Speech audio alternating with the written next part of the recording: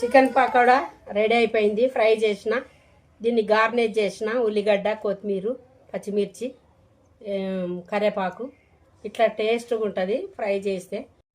Hi friends, ఈరోజు chicken pakodi తయారు చేస్తున్నా.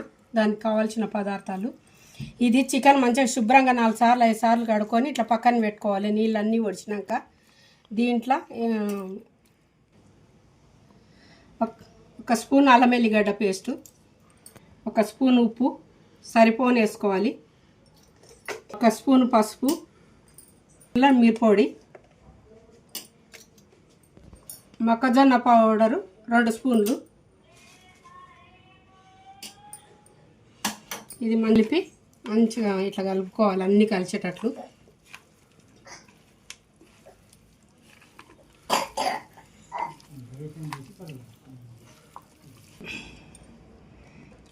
ఒక గుడ్డ వేయాలి, ఇట్లా ఆయిల్ వేయాలి, ఇట్లా వేసి ఇది మంచిగా ఇట్లా కలుపుకోవాలి.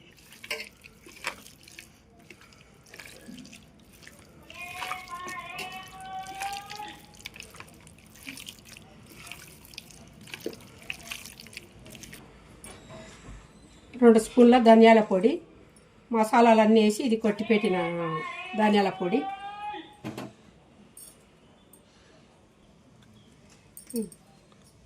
కొద్దిగా జీలకర్ర పొడి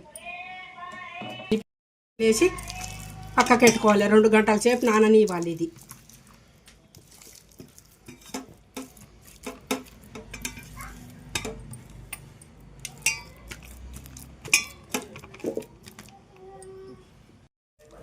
చికెన్ పకోడీకి కలిపి పెట్టుకున్న ఇది చికెను. ఇట్లా ఆయిల్ వేడెక్కినాక ఆయిల్ పోసుకోవాలి బాండిలా. ఇది వేడెక్కినాక ఇట్లా వేయాలి. ఇవి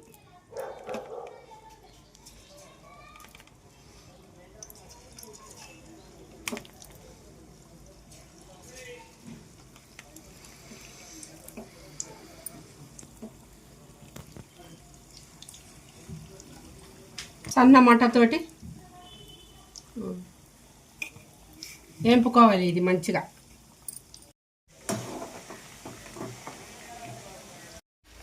చికెన్ ఫ్రై మంచిగా ఇట్లా నూనెలో వేంపుకొని పక్కన పెట్టుకుంటుంది. ఇది మంచిగా ఇట్లా ఎర్రగా మంచిగా గాలాలి.